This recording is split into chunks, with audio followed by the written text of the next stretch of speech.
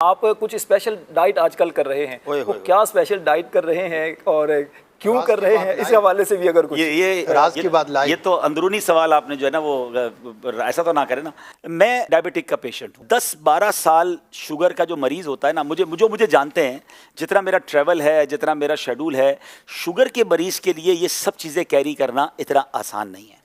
मगर मेरे साथ हुआ ये कि मैं पहले तो ठीक चलता रहा, मगर अब से 6 महीने यानी 1 साल पहले से मेरी शुगर ने इंक्रीज़ करना शुरू किया और मैं अल्हम्दुलिल्लाह उसको प्रॉपर्ली चेक करता रहा और 6 महीने पहले मेरी शुगर जो है वो काफ़ी ज़्यादा हो गई। अब मैं कंफ्यूज था कि मैं मीठा नहीं खा रहा हूँ और बहुत कम खा रहा हूँ और मैं अपनी डाइट को कंट्रोल भी कर रहा हूँ, मैं ज़्यादा भी नहीं खा रहा, लेकिन मैं अपनी शुगर को पकड़ नहीं पा रहा था और वो कंटिन्यू बढ़ती जा रही थी। फिर मेरी नज़र से एक फार्मूला गुजरा और वो फार्मूला है GPS। अब इसके ये फार्मूला क्या है, तमाम खास तौर पे शुगर के जो पेशेंट्स हैं और जिसको शुगर नहीं है वो भी ज़रा गौर से सुन लें, जिनका वज़न ज़्यादा है, जो ब्लड प्रेशर की मरीज़ हैं या कोलेस्ट्रॉल के मरीज़ हैं। मैं सिर्फ अपना तजर्बा शेयर कर रहा हूँ, आप ये तमाम बातें अपने डॉक्टर के मशवरे से अमल कीजिएगा। मैंने अल्हम्दुलिल्लाह तमाम चीज़ों पर न सिर्फ पाकिस्तान के बल्कि बैरून मुल्क के डॉक्टर से भी मशवरे करके इस पर अमल किया और आज मैं आपको नतीजा बताने जा रहा हूँ। तो मेरी शुगर जो थी, चले बता देता हूँ, मेरी शुगर 9.9 तक पहुँच गई, बढ़ते बढ़ते 9.9 तक पहुँच गई, जो कि HB1C जो होती है 3 महीने की शुगर, और ये ग्रेजुअली बढ़ती गई, 7 से करते करते 8 पहुँची, 9 पहुँची और 9। मैंने कहा ये क्या हो रहा है, क्यों नहीं रुक रही शुगर, दवाइयाँ चेंज करके देख ली। तो फिर वो GPS फार्मूला मेरी नज़र से गुजरा कि शुगर सिर्फ मीठा खाने से नहीं होती है, ये 3 चीज़ें हैं, G for grains, P for potato, S for sugar. ये 3 चीज़ें अगर आप छोड़ दें तो आप बगैर दवाई के शुगर पे काबू पा सकते हैं। मैं ऐसे कई लोगों को जानता हूं कि जो पहले 2 दवाइयाँ खाते थे, फिर उनकी शुगर 2-5 साल बाद दवाइयों ने असर ख़त्म किया, वो 4 टैबलेट पे पहुंचते हैं, फिर दवाइयों असर ख़त्म करती है, वो इंसुलिन पर पहुंचते हैं और एक वक्त आता है कि उनकी 25-30 साल पुरानी शुगर के बाद इंसुलिन भी काम नहीं करती है और फिर बेचारे आज़ा कटते हमने लोगों के देखे।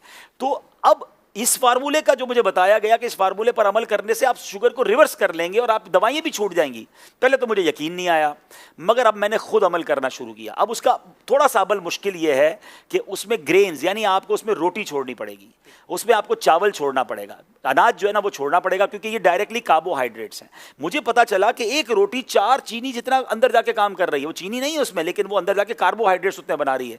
अगर आपने 2 या 3 रोटियां खा ली हैं तो आपने 12-15 चम्मच शुगर खा ली समझ लें, और तो शुगर कहाँ से कम होगी।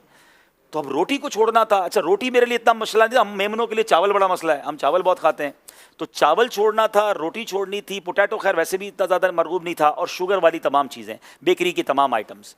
राशिद भाई, अल्लाह की रहमत से मैंने ये करते हुए मुझे 4 महीने हो गए। आज 4 महीने बाद अल्हम्दुलिल्लाह मैं आपको बताऊं, मैंने ईद के यानी एक दिन पहले 2 दिन पहले टेस्ट करवाया है, मेरी शुगर 7.8 हो गई है, 9.9 से 7.8 हो गई है। और मज़े की बात यह कि पिछले 2 महीनों से मैंने दवाई खाना भी छोड़ दी है, ये मैंने दवाई के बगैर रिकवर किया। अगर मैं दवाई खा रहा होता तो ये 6.5 हो चुकी होती, लेकिन मैं क्यों अपने अंदर केमिकल डालूं। मैं डॉक्टर से मुसलसल मशवरा करता रहा, तो डॉक्टर साहब ने कहा आप चेक करते रहे और कम हो रही है तो अब आधी आधी करते रहे दवाएं। तो अब मैं इस पोजीशन में हूं कि मैं पूरे दिन में अल्हम्दुलिल्लाह दवाई नहीं खाता हूं।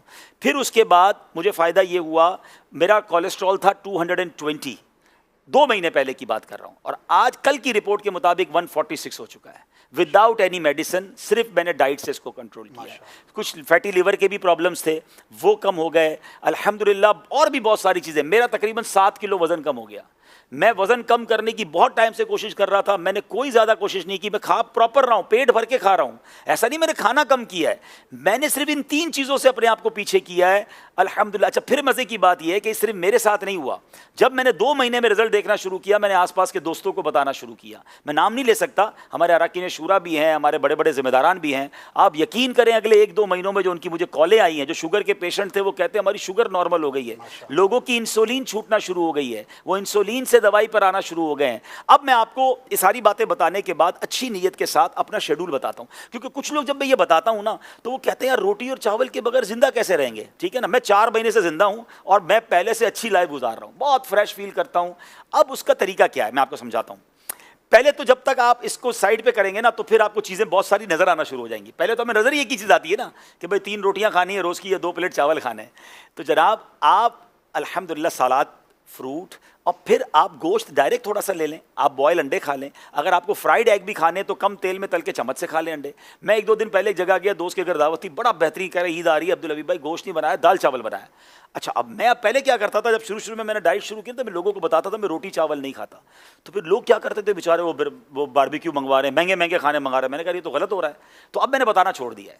अब मैं नखरे नहीं करता, मैं कहता हूँ मैं आपके घर आ जाऊँगा, जो भी दावत है। तो दाल चावल बनाया तो बड़ा कमाल का, हमारे यहाँ मशहूर है दाल चावल ना, तो सारे दोस्त खा रहे थे।